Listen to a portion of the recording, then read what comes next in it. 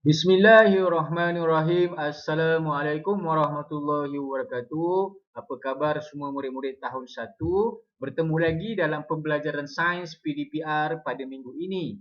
Jadi pada minggu ini murid-murid kita semua akan belajar berkenaan dengan tumbuhan. Kita sambung pembelajaran kita berkenaan dengan tumbuhan, yang mana pada minggu ini kita akan belajar berkenaan dengan kepentingan bahagian tumbuhan, dan kita akan sentuh berkenaan dengan berbeza tapi serupa.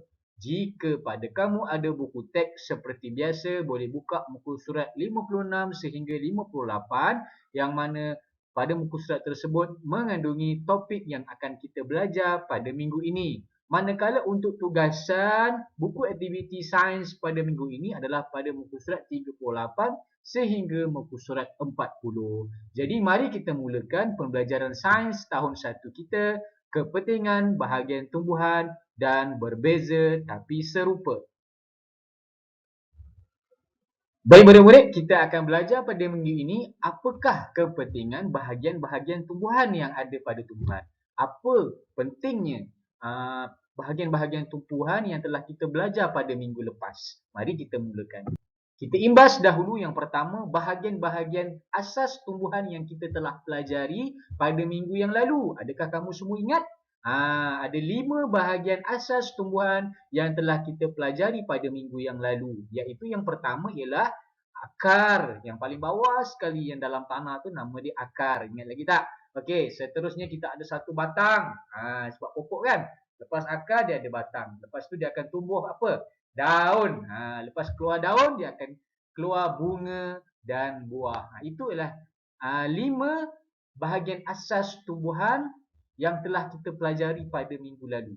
Minggu ini kita akan belajar apakah kepentingan bahagian-bahagian tumbuhan ini. Kita akan lihat apa kepentingannya batang, apa kepentingannya daun, apa kepentingannya akar, apa pentingnya buah ataupun bunga kepada pokok itu sendiri. Mari kita tengok satu-satu. Itu yang kita akan belajar pada minggu ini. Baik, kita teruskan. Kita pergi yang pertama. Apa itu? Kita pergi kepada yang pertama. Nampak dia satu batang pokok. Dia kata apa? Kita baca sama-sama. Okay, kita baca sama-sama. Okey, saya batang. Saya mengangkut makanan yang dihasilkan oleh daun ke semua bahagian tumbuhan. Saya juga mengangkut air dan nutrien daripada akar ke bahagian daun. Nampak ada dua. Ada 3 perkara penting yang tugas utama batang pokok ni. Yang pertama tadi apa? Mengangkut makanan yang dihasilkan oleh daun ke bahagian tumbuhan. Macam mana daun menghasilkan makanan? Kejap lagi kita belajar. Yang pertama kita belajar batang pokok dulu. Batang pokok ni akan mengalirkan atau mengangkut, membawa makanan yang dihasilkan oleh daun ke bahagian tumbuhan yang lain. Ke daun, ke batang pokok, ke akar, ke seluruh pokok.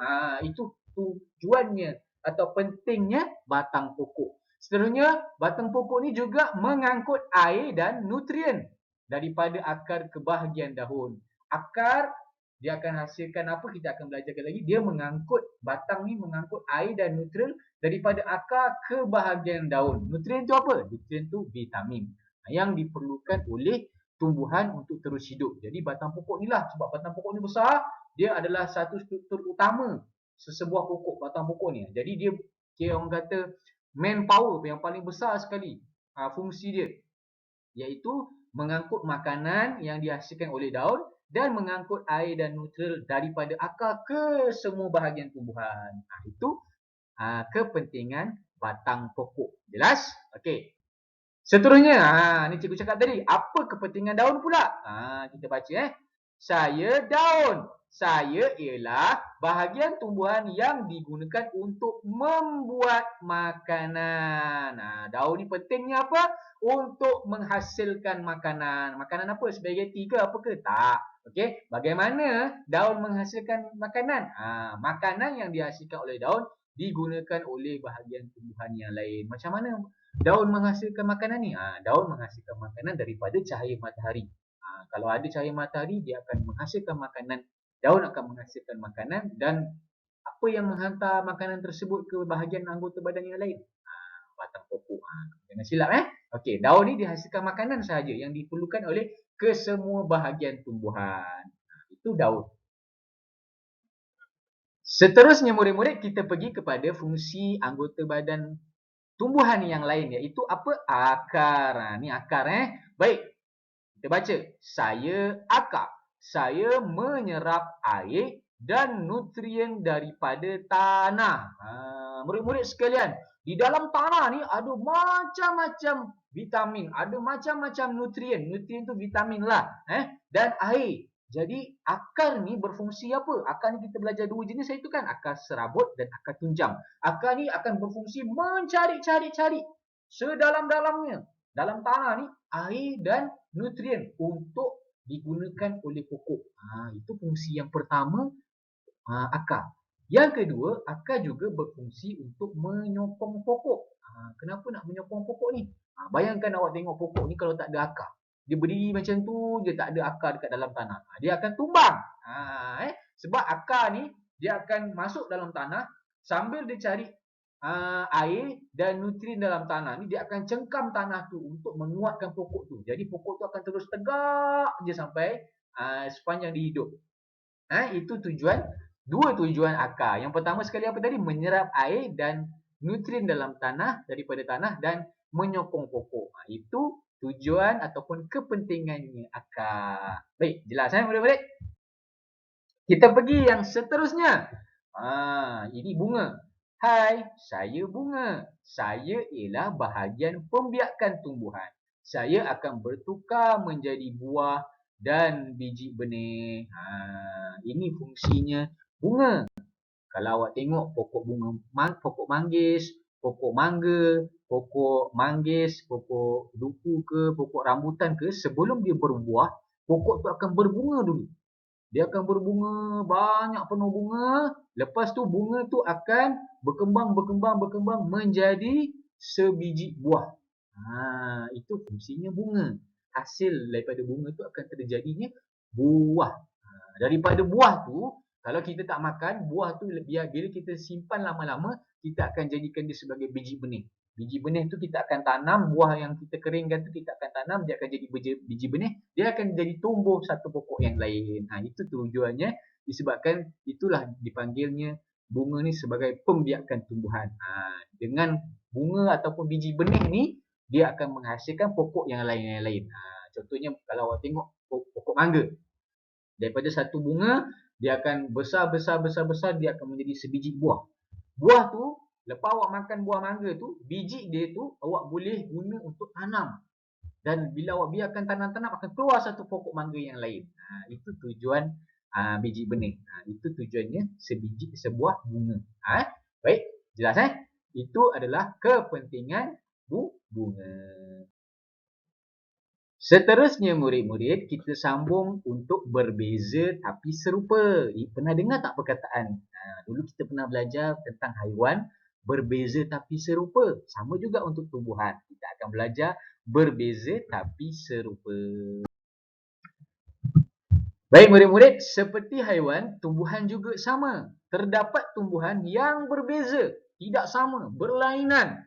Tetapi mempunyai bahagian tubuh badan ataupun anggota tumbuhan yang sama ataupun serupa. Macam mana? Okey, mari kita tengok. Tengok ni, cikgu ada satu pokok terung dan cikgu ada satu pokok tomato. Pokok terung awak tahu terung? Buah dia warna ungu. Okey. Dan tomato buah dia warna apa? Merah. Tengok ni. Berbeza tapi serupa. Nampak? Pokok terung ada buah. Dan pokok tomato pun ada buah. Sama berbuah. Tapi dia berbeza warna. Pokok tomato, buah dia berwarna merah ataupun oranye. Manakala pokok terung, biasanya buah terung. Pokok terung ni buah dia berwarna apa? Warna ungu. Itu cikgu kata. Berbeza tapi serupa.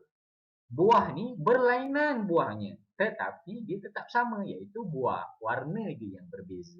Itu maksud berbeza tapi serupa dari segi buah. Kita pergi pula berbeza tapi serupa dari segi berbunga.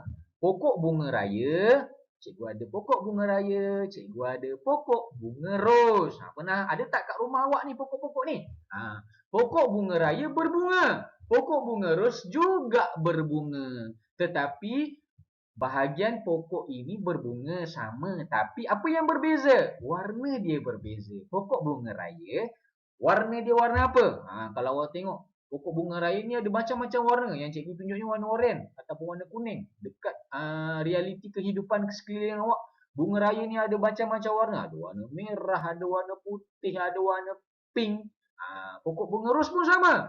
Yang cikgu tunjuknya warna merah. Tapi kalau kat luar awak pergi kebun bunga, bunga ros ni ada macam-macam warna.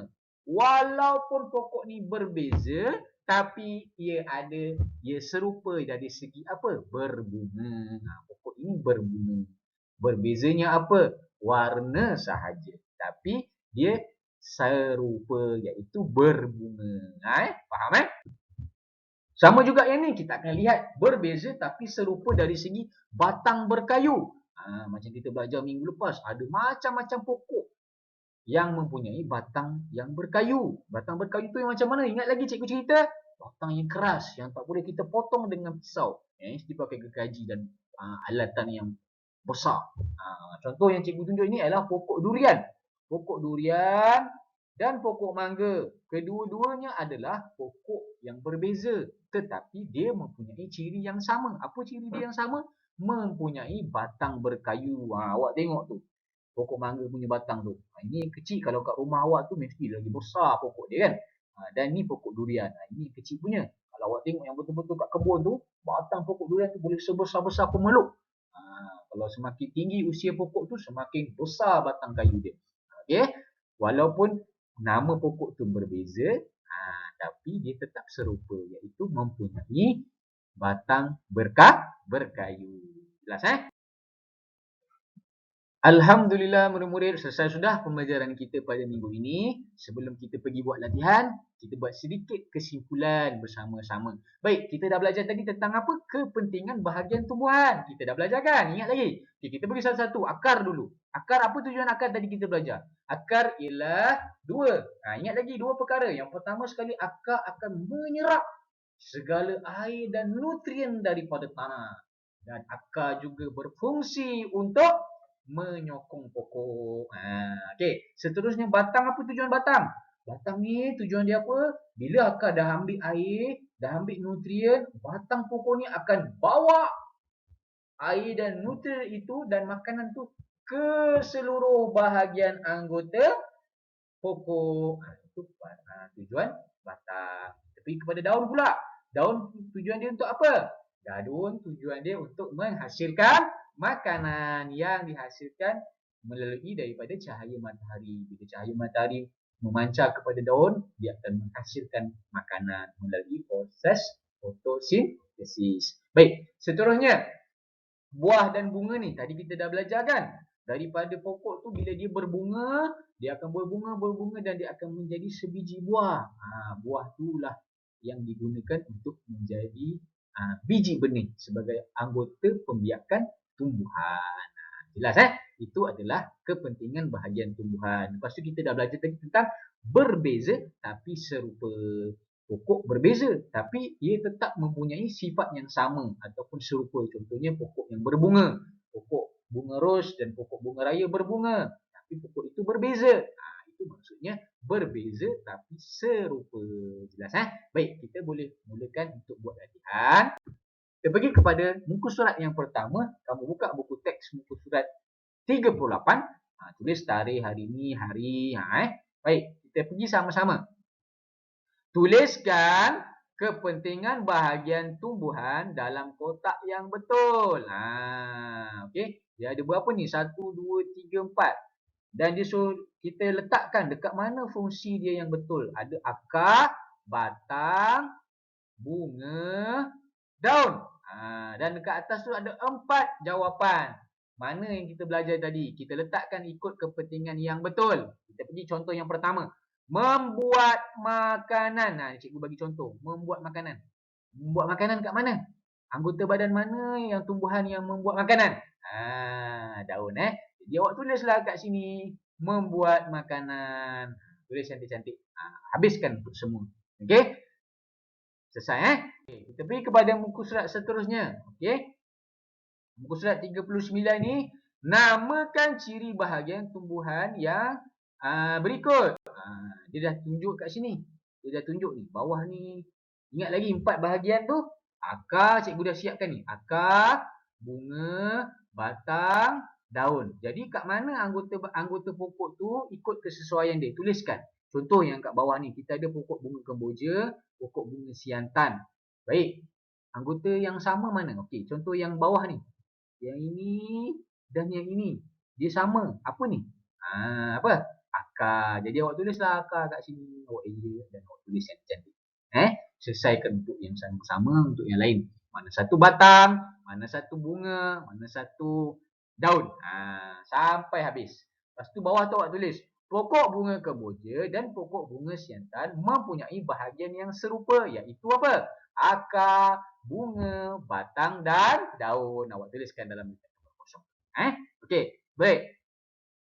Kalau tak boleh nak eja, minta bantuan ibu ayah ya. Okey, ataupun boleh terus hubungi cikgu untuk cikgu bantu. Baik murid-murid, muka surat yang terakhir adalah muka surat 40. Kamu tengok kat sini, pokok orkidku. Perhatikan pokok bunga orkid yang berikut dan kita isikan tempat kosong mengikut jawapan yang betul. Cikgu dah bantu kamu ni. Cikgu dah sediakan jawapan-jawapan yang sesuai untuk kamu letak dekat tempat kosong yang dalam buku tu. Yang pertama ialah batang tidak berkayu. Yang kedua, bunga. Yang ketiga, bunga orkid. Yang keempat, selari. Dan yang kelima, serabut. Jadi, bila kamu baca ayat tu, kamu letakkan mana satu jawapan yang sesuai yang cikgu dah letakkan tu. Cikgu dah bantu tu. Cuma kamu pilih mana satu yang sesuai. Isi, pilih dan letakkan di tempat kosong yang ada kat situ. Cikgu pergi dua contoh yang pertama. Okey, ini pokok bunga. Ini pokok bunga apa? Bunga orkid. Ni cikgu dah letakkan sini. Salin je lah masuk kat dalam gambar rajah tu. Dalam tempat kosong tu. Okey. Pokok ini mempunyai apa? Tengok. Yang paling sesuai apa? Bunga. Letak kat situ. Pokok ini mempunyai urat daun. Daun apa? Awak tengok gambar kat sini. Urat daun apa tu?